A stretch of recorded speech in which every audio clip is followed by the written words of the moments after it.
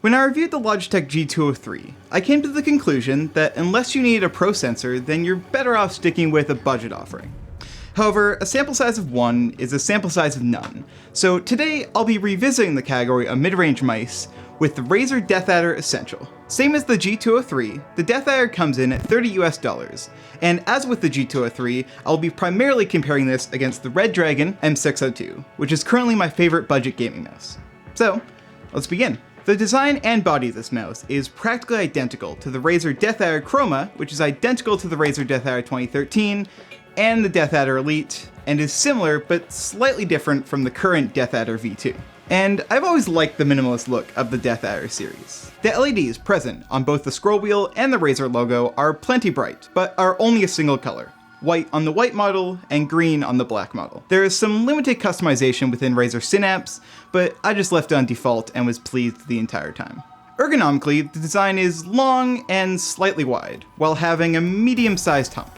It caters to a palm grip and hybrid grip users, and will likely be big for claw grips. The left side dips in to hold your thumb, and the right side is convex to hold your ring and pinky fingers, making this anything but ambidextrous. The hump of the mouse is shifted slightly to the left, giving the most support to your index finger, while giving more room for your other fingers to rest. With my hybrid grip and average size male hands, this mouse fills my hand nicely.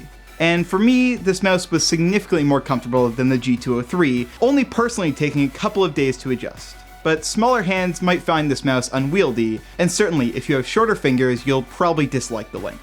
This mouse is certainly the ideal shape for me, due in no small part to using a DeathAdder Chroma for nearly 4 years.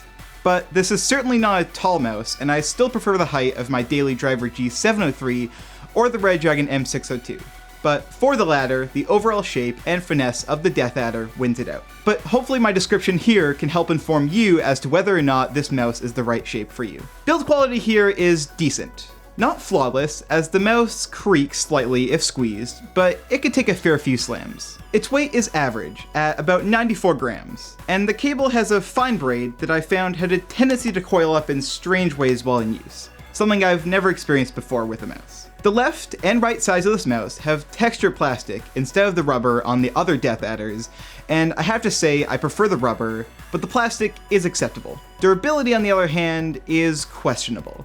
The DeathAdder lineup doesn't have the best reputation for lifespan, and I can personally attest to that with my DeathAdder Chroma, which has mushy buttons now and is generally pretty unreliable. And from my research, Razer has made no such changes to improving the longevity of the Razer DeathAdder series, meaning I would probably bet a 3 to 4 year lifespan on this mouse. And I honestly feel like the M602 might outlive it. As for the buttons, after only a few weeks of use, I have to say I really like them all around. Mouse 1 and 2 are beautifully tactile while requiring a moderate amount of force, getting heavier towards the palm side with the buttons being connected to the body. The scroll wheel is one of my favorites that I've ever used and has just the right amount of scroll points and force required to be fast and precise.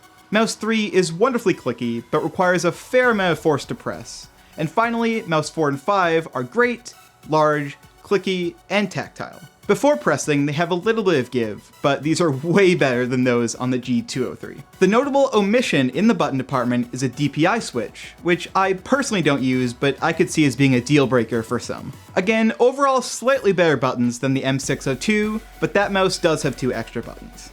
Just like the G203, the higher quality sensor in this mouse definitely shows, and I never encounter a tracking issue on my black mousepad. And while I might prefer it to be a little less sensitive on how far off the mousepad it tracks, unlike the M602, it was never intrusive. This is an objectively worse sensor than the G203, and professional esports players might be able to tell the difference, but even in the fastest paced game I could play, I couldn't point out anything wrong with the sensor, something I could occasionally do with the M602.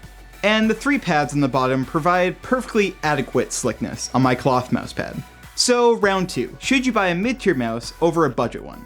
The price delta between this mouse and the M602 is only $10, but in the budget class that's still a 50% increase.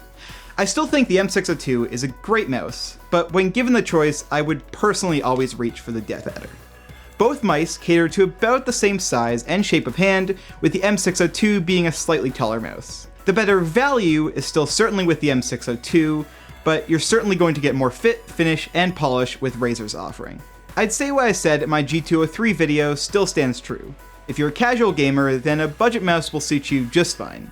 But if you're into competitive games, or just play a lot of casual games, then I think the Razer DeathAdder Essential or the G203 are great options if you have larger or smaller hands, or a palm grip and claw grip respectively.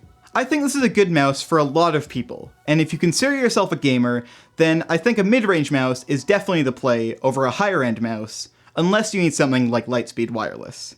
But I think lots of people would be nearly as happy with a budget mouse and a heavier wallet. I'd like to give a brief shout out to my patrons on Patreon, who make this channel a little bit less of a complete financial failure. If you'd like to support the channel, all patrons get early access to new videos, as well as lots of behind the scenes photos for videos I'm currently working on, and $3 and up patrons get to vote on which video they want to see each month, with this video being one of those. Finally, if you donate the generous amount of $8 or more, you'll get your name on screen at the end of every video. So thank you so much for watching, and I'll catch you all again next time.